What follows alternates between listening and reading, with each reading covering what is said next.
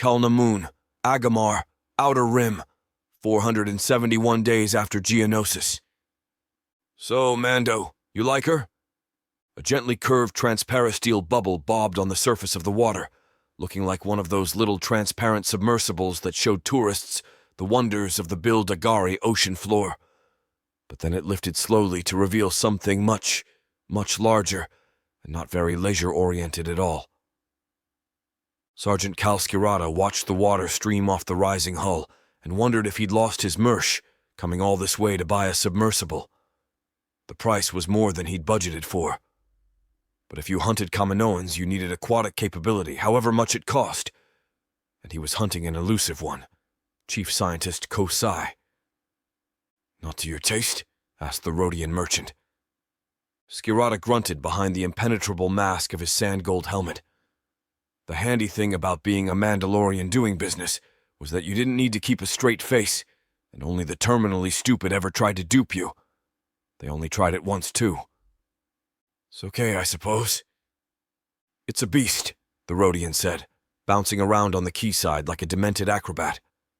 Rhodians always struck Skirata as looking comically harmless, totally at odds with their true nature, which was why he had an extra blade ready in his sleeve, just in case. Everyone unique and handcrafted, Moncal's finest. Won't take much work to make this a... It's a freighter. I asked for a fighter. I can throw in a few extra cannons. How long's that going to take? Is this for the war effort? Skirata could see the Rhodian mentally hiking the price in the expectation that the bill would be met by one government or another. Profiteering and war went hand in hand. No, said Skirata. I'm a pacifist. The Rhodian eyed the custom Verpine sniper rifle slung across his shoulder. You're a Mandalorian. Skirata let his three-sided knife drop from his right forearm plate, point first, and caught the hilt in his hand. Would you start a fight with me? No. See, I'm a force for peace. He spun the knife and slid it back into the housing mounted above his wrist. What's her maximum range, then? Depth, 1 kilometer. Atmos speed 1,000 clicks. Goes like a greased Ronto. The freighter was above the waterline now, 45 meters of smooth, dark green curves with 4 hemispherical drive housings protruding above her stern like a knuckle duster. It was a Mon Calamari deep water class. Packs 90 tons of cargo, 8 crew. It's got a decent defensive cannon. Hyperdrive is...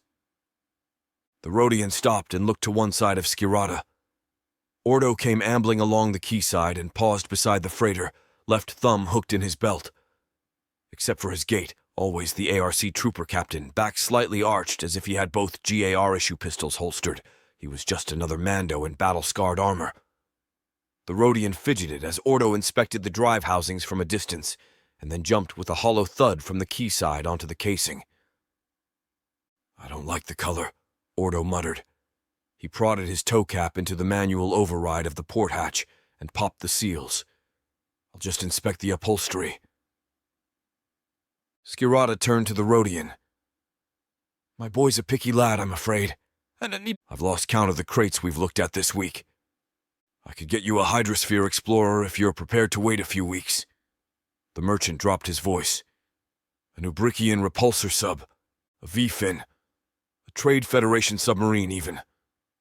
Yeah, I'd really love the trade boys to come after me when they find a bit of their navy missing. You're so suspicious, you Mandalorians. You're not wrong there.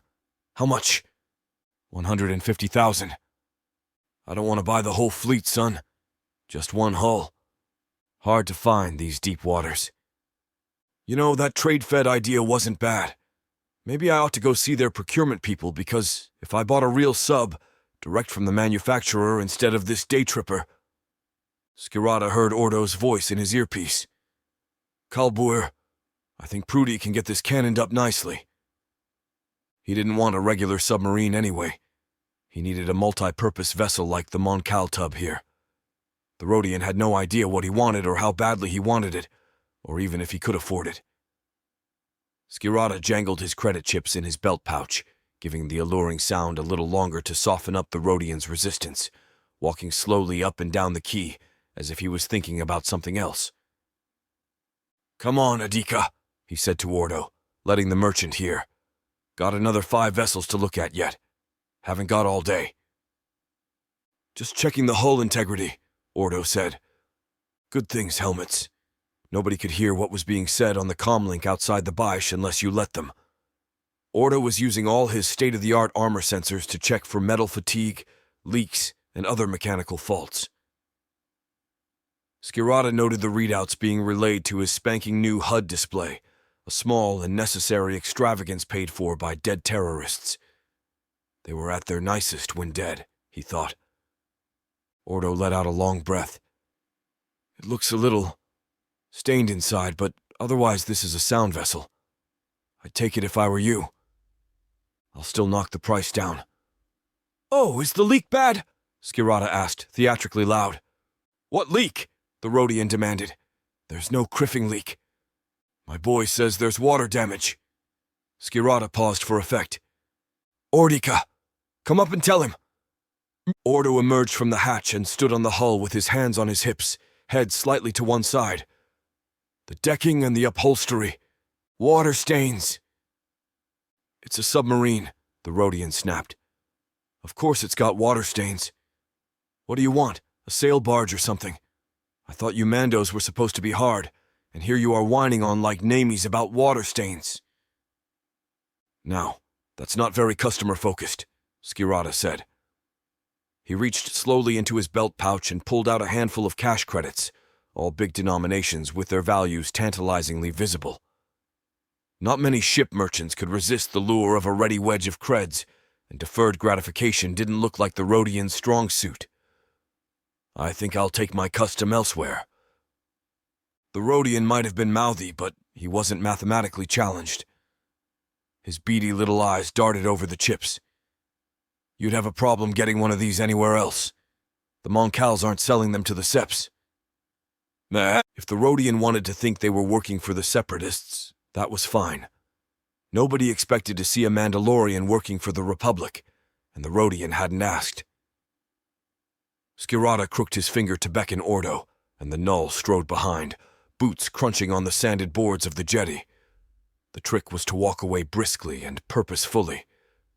They were both very good at that, even if Skirata's leg was playing up, and he was limping more than usual. There was a moment, a critical second, when one or the other side would crack. If they kept on walking, it would be the Rhodian.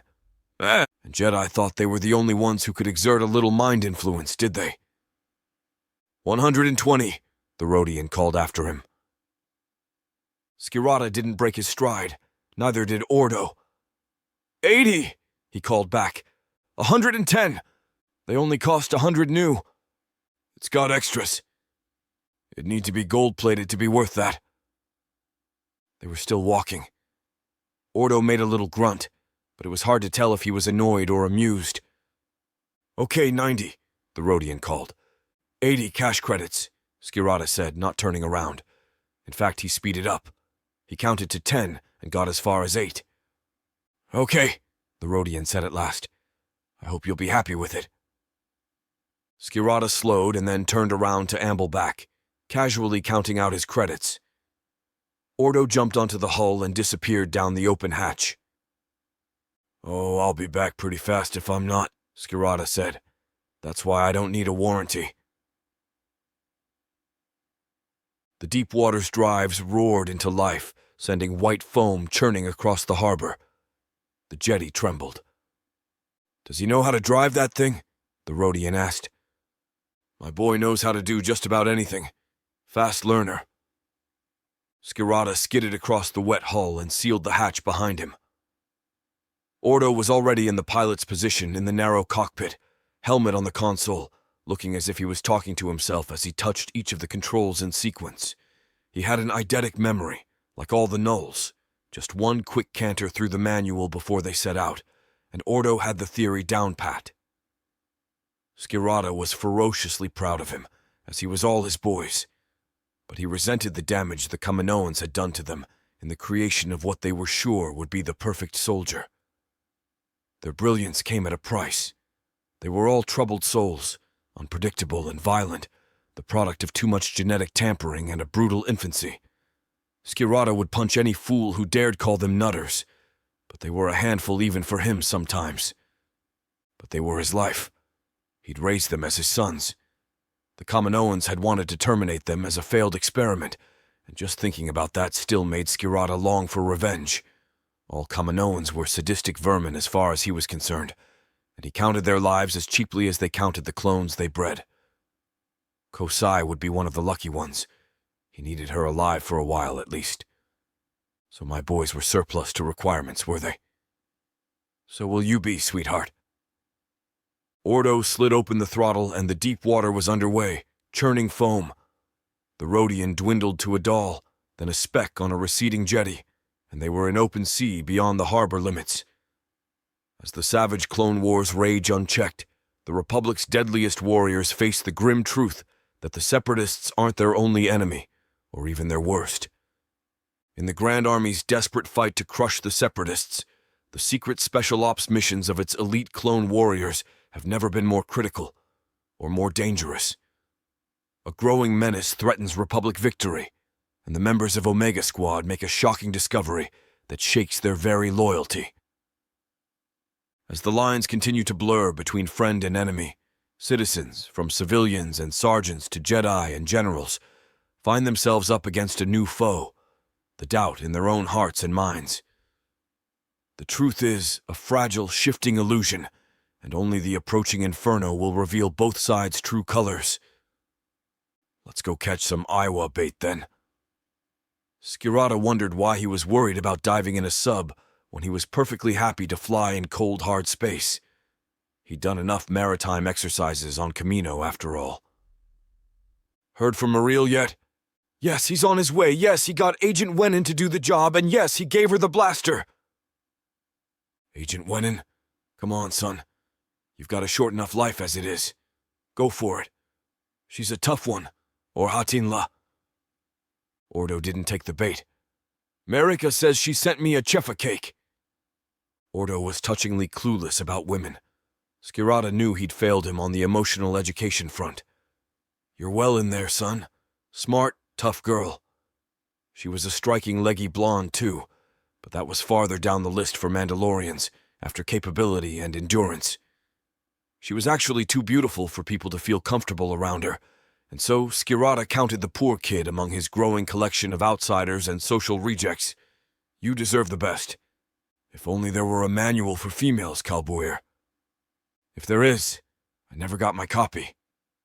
Ordo turned his head and gave Skirata a look that said, it was no comfort to hear that. Ordo now knew what Skirata had kept from the clones for so long, that his marriage had foundered, and his two sons had eventually declared him Darbuir, no longer a father, the divorce of a parent, possibly the greatest shame in Mandalorian society. It was the only thing he'd ever kept from the Nulls, apart from Etain Turmukan's pregnancy. Does that worry Ordo? Does he believe me? I had to disappear. We all had to train our clones in secret. My kids were grown men. I left them every last credit I had, didn't I? Shab, my clones needed me more than they did. They needed me just to stay alive. He had a daughter, too, and her name hadn't been on the edict. He hadn't heard from her in years. One day he might find the courage to go and look for her, but now he had more pressing business. It'll be okay, son, Skirata said. If it's the last thing I do, you'll have a full lifespan, even if I have to beat that information out of Kosai a line at a time. Especially if I have to. Ordo seemed to take a sudden and intense interest in the throttle controls. The only reason we're alive at all is because you stopped the Gihal from putting us down like animals. For a moment, Skirata thought he was working up to saying something else, but he changed tack. Okay, let's see if I can at least follow the manual for this one.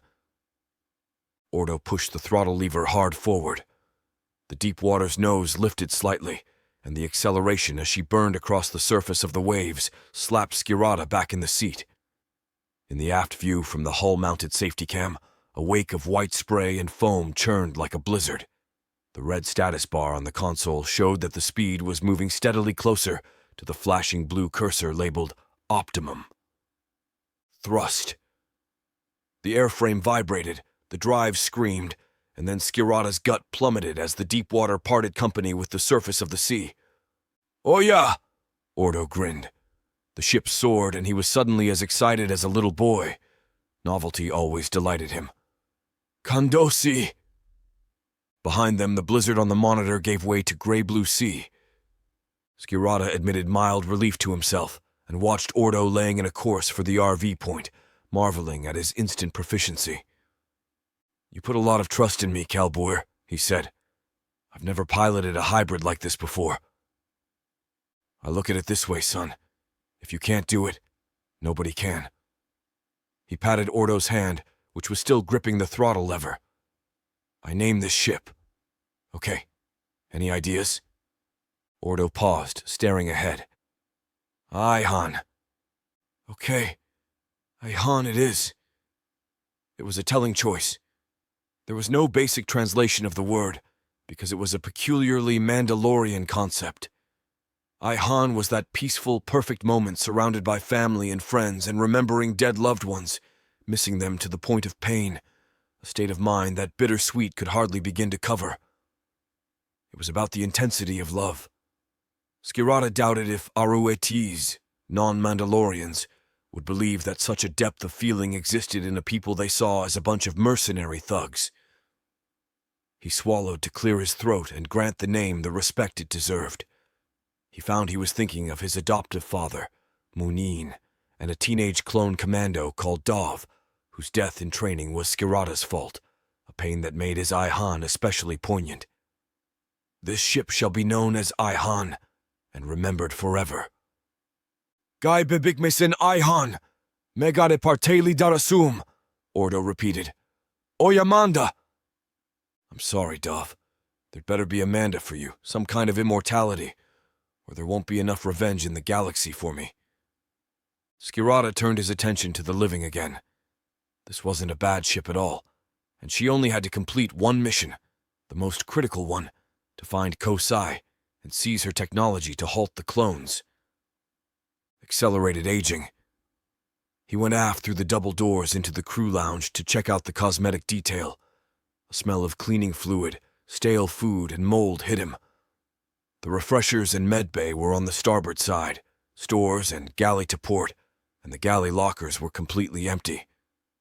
He made a note of supplies they'd need to lay in at the first stopover, scribbling reminders on his forearm plate with a stylus.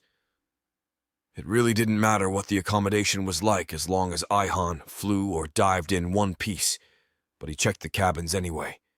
Same gray and yellow trim as the rest of the interior, and not much cosmetic water damage. Not bad at all. He prodded the mattresses on the bunks, calculating. 80,000 creds, but we've got 4 million from scamming the terrorists, and nobody will ever miss it. 16 berths, then, and if they needed it, there was plenty of cargo space that could be used for crew, maybe enough for 30 people. So if we need to bang out in a hurry, that's ample room for my boys, Core, Omega Squad, and any of the ladies, with places to spare. And then there were all the other Republic Commando squads he'd trained, still more than 80 men out there in the field, his boys and his responsibility every bit as much as Omega, and he was neglecting them. They needed a refuge when this war was over too, maybe even before then. Did I do enough? I can make the difference now, lads. Shab Tsad Drotin, curse the Republic. Skirata was still refitting Ihan in his mind's eye when Ordo loomed in the hatchway. "I think we need to change course," he said. "Go ahead then, son." "I mean, we need to divert to do an extraction." Skirata sighed. Okay, they were on Republic time, and he was on Republic pay even if the clones weren't. It had better be our lads. I hate every second I spend on civilians. He trusted Ordo's assessment of necessity and turned to go back to the cockpit. Ordo simply held out a crackling comlink. "It's Delta," Ordo said. "They had to bang out of Megiddo in a hurry, and Val got left behind." Skirata grabbed the comlink, all the bad blood between him and Val forgotten. He motioned Ordo back to the cockpit, mouthing "do it" at him. "RC-1138 here, Sergeant." It was Boss. "Apologies for the interruption." Skirata slid into the co-pilot's seat, trying not to imagine how badly things had gone if Val had been stranded behind enemy lines. He was an escape artist. "Where are you?" "We rejoined the fleet on station. We wanted to retrieve him, but General Jusik says..." "We're on our way. Sit rep." "About 20 kilometers from Jigat. We were leaving the Dressian Kiolsh bank when we met some resistance and he fell down a crevasse." "Bank?" "They'd been there to locate communications nodes for the Marines. Run out of creds, did he? Needed some small change?" "It's a long story, Sergeant, and that's why General Jusik thought you'd be a wiser choice." "Then who?" "Then tell in General Zay." "I won't waste time asking what the shab you were doing in a bank." "Jusik. He was a smart lad, Bardika. Whatever it was, the Jedi had decided that the extraction needed to be kept quiet." "Is Vao alive?" "Unconfirmed. We lost his signal. He had kit with him that General Jusik felt you would want to recover." "What for?" "He cleaned out a bank vault. Credits, jewelry, bonds, the works. 2 bags. "Vao robbed a bank?" Skirata was taken aback. The miserable old Dakut was game for breaking any law, but plain theft, never. This was Skirata's style, not Vao's. "Last known position?" "Sending you the coordinates now with our last good ground radar scan of the terrain." "The Strill's still with him, of course." "Yes, we didn't see it fall." That was something. Skirata would never trust the animal, but it would lead them to Vao if it hadn't already located his body and hauled him out. If he found the Strill, he found Vao. "Tell General Jusik we'll sort it out, Delta," he said, and closed the link. Ordo looked totally unmoved, hand hovering over the hyperspace drive controls. "No point asking Commander Bakar to steer clear of us, is there?" No, there wasn't. The fewer people who knew they were coming, the better. It would be hard to explain why 2 men in Mandalorian armor were blundering around a separatist planet on the Republic's tab without authorization, but the fewer the records of conversations, the easier it was to make events vanish. And Bakara wasn't the kind to ask for ID first. Skirata didn't want his useless Jedi General Ki-Adi-Mundi in the loop either. Jedi hypocrites. It's okay for Conehead to have a family, but they'll bust Etain down to the Agricorps for it. Skirata would take his chances. "No, just save Wallen's Shebs and get out of there," Skirata said. "If he's still alive. Jump!" Ihan lurched into star-streaked space. She was holding together just fine.